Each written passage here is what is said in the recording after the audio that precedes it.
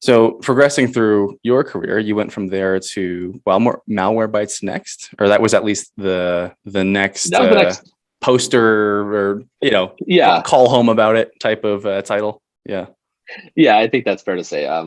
So technically, I from Microsoft, I went and worked for a company called Urban Influence in Capitol Hill. There was a small design shop where we had multiple clients that I would had a handful that I would help do software development work for. From there, I went to Rooster Park, which was another design consulting agency. Rooster Park, I say, it was kind of that defining moment for me in terms of it was a place where I had a manager who understood what it meant to be a good manager of engineers and to give them that autonomy, but also that respect and help make sure that they were happy and realize that it wasn't just about like perks, but also about like things like finding them good challenges and making sure they were respected. Hmm. Um, and I loved it there. But after moving to Florida, that was a Seattle-based company, and so I did start working for SEO Moz, now known as Moz Inc. Um, Again, doing some Ruby on Rails, did a little bit of Node there as well.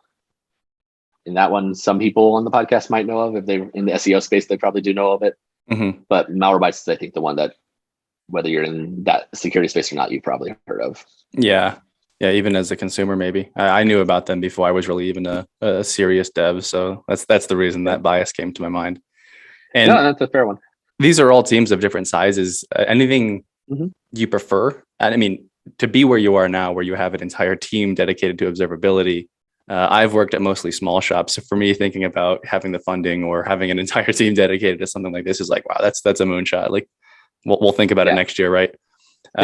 Which one do you prefer, or maybe talk on the pros and cons of both that you've Yeah. experienced? Yeah. Then I think pros and cons is probably a better way to look at that. Like, I've enjoyed working for small teams. I've learned a lot working for small teams, but it can definitely be frustrating to kind of, see holes, and nobody at the company has the time to take care of it, and you don't Mm-hmm. have time to take care of it. So it just has to kind of languish, and that can be frustrating. Microsoft was a lot of fun.